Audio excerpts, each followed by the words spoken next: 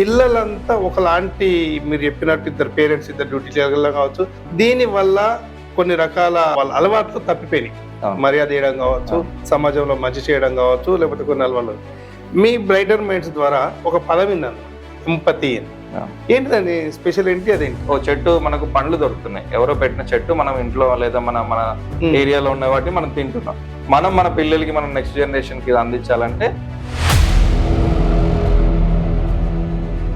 చెప్తే వినరు, అది మంచి చెప్పినా ఏం చెప్పినా వాళ్ళు తోచిందే చేస్తారు అనే వాళ్ళు. కానీ మీరు ఎట్లా ట్రైన్ చేస్తారు? సో మెయిన్ గా హైపర్ యాక్టివ్ కొన్ని విధాలుగా మంచిదే. వాళ్ళు హైపర్ కావడానికి కారణాలు ఏంటంటే ఇప్పుడు ఉన్నట్టు అంతా కూడా పిల్లడు ప్యాకెట్ ఫుడ్, సో బయట దొరికి అన్ని రకాల ఫుడ్స్ తీసుకోవడం, ఆ కెమికల్ ప్రాసెస్ ఫుడ్. సో దాన్ని సైన్స్ లో it is a gut brain axis అంటారు. మెయిన్ కంప్లైంట్ ఏంటి అంటే మేము మంచి ఫుడ్ పెడుతున్నాము కానీ వాడి బ్రెయిన్ డెవలప్మెంట్ కావడం లేదు.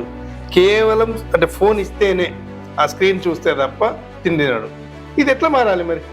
ఒక పిల్లోడికి తినేటప్పుడు ఫోన్ ఇచ్చామనుకోండి, పిల్లలు ఫుడ్ ఎంతసేపు తిన్నప్పుడు అంతసేపు ఫోన్ ఉండాలి వాళ్ళకి. అవును. లేదా ఫోన్ ముందు కనబడ్డప్పుడు ఫుడ్ ఉండాలి వాళ్ళకి. ఇట్లా బ్రెయిన్ లో ఏమవుతుందంటే దీనికి ఇంటర్లింక్ అయిపోతుంది. పేరెంట్స్ అడుగుతున్నారు, మా పిల్లల్ని మీ దగ్గర చేర్పిస్తే మేము అనుకున్న ఆశలు నెరవేరుతాయా? మనం చెప్పిన అంశాలు పేరెంట్స్ పిల్లలతో చేయించగలిగితే.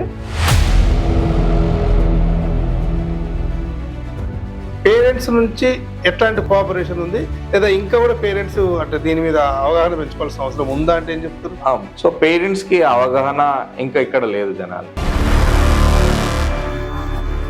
మనం ప్రచారం చేసిన పేరెంట్స్ కి అర్థం కాకపోవడం ఒకటి, తర్వాత ఇది అన్ని కోర్సులు లాగానే తల్లిదండ్రులు చూస్తున్నారు.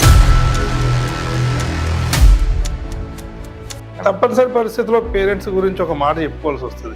నేను లక్షల రూపాయలైనా వెచ్చించి కార్పొరేట్ కాలేజీలలో ఎత్తాం, ఎక్కడెక్కడైతే వాడు ఏ రూమ్లో ఉండని కానీ మాకు ర్యాంక్ కావాలి, మార్కులు కావాలి. అట్లాంటి వాళ్ళకి ఎంత అంటే వెయిట్ పడుతుంది, ఎట్లా ఉంటుంది బ్రెయిన్ పరంగా? పిల్లలకి తెలియని ఫోబియా ఒకటి, మార్క్స్ వస్తే రావు అనేది. ఆ ఫోబియాస్ వల్ల ఏమవుతుంది, ఇప్పుడు సింపుల్ గా ఈ కార్పొరేట్ స్కూల్స్ ఎట్లా ఉంటాయంటే సేమ్ ఇదా ఒక ప్రెషర్ కుక్కర్ లాగా వాళ్ళని బాగా ప్రెషర్ చేయడం వల్ల ఈ బ్రైటర్ మైండ్ పంపించి సీసర్ ఏంది, కలర్ స్కూల్ ఏంది, దీని వల్ల ఏం ఉపయోగం అనే పేరెంట్స్కి ఏం చెప్తారు మీరు? సో మెయిన్ ఏంటంటే వాళ్ళు అకాడమిక్ లో రాణించాలన్నా, నాన్ అకాడమిక్ రాణించాలన్నా. కోవిడ్ నుంచి పిల్లలంతా కంప్లీట్ పేరెంటిజం కంటే మొబైల్కి ఎక్కువ అడిక్ట్ అయింది కదా. అంటే ఏంటి దానివల్ల ఇంకా దుష్ఫలితాలు ఎలా ఉండబోతున్నాయి? సో మెయిన్ గా కోవిడ్ లో పుట్టిన పిల్లలకు కానీ తర్వాత ఆ టైంలో పెరిగిన పిల్లలకి కానీ మెయిన్ ఏంటంటే